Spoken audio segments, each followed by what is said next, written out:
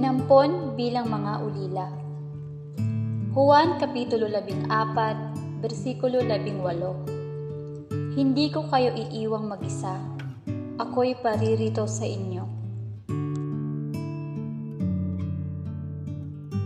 Hating gabi noon, kalalapag lang ng Lufthansa Flight 758 sa Chennai, India.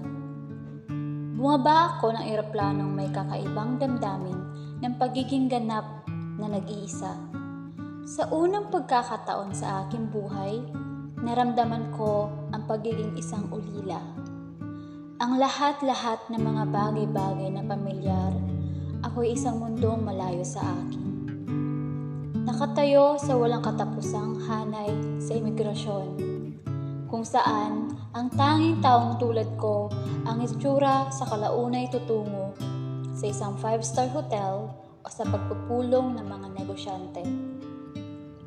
Nag-aalala ako kung nakagawa ako ng maling pagpili. Ang alalahaning hindi ako kabilang dooy hindi sumagi sa aking kaisipan. Dala ang aking passport na natatakan, bumaba ako sa escalator upang hintayin ang aking mga bag. Habang linilisan ko ang air-conditioned airport, nakaramdam ako ng nakakasakal na init. Maganda ang lahat. Kalaunan ng araw na iyon, sumakay kami sa panggabing tren patungo sa aking magiging kunwaring tahanan para sa susunod na 8 buwan. Isang ampunan walang duda ang pinakaakmang lugar para sa aking bagong buhay na walang aking pamilya. Maraming mga tao ang nagkomento na malaki ang ipinagbago ko sa taong iyon. Nakaramdam ako ng bahagyang kabiguan dahil hindi ito ang karanasang magpapabago ng buhay na aking inaasahan. Inasahan kong magkakaroon ng isa sa mga radikal na kwento ng pamumuhay na aking isasaysay kapag umuwi na ako ng tahanan.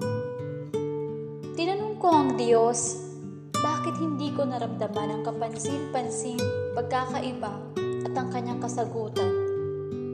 Pumunta ka ba rito upang baguhin ang iyong buhay o baguhin ang buhay ng ibang tao? Aray! Kaagad-agad, nakilala kong aking tinatanaw ang buong karanasan mula sa nakasentro ng sariling pananaw. Nagpasyang tapusin ang aking pagiging makasarili. Inihagis ko ang aking talaan ng personal na layunin sa basurahan at nagsimulang itutok ang pansin sa mga bata.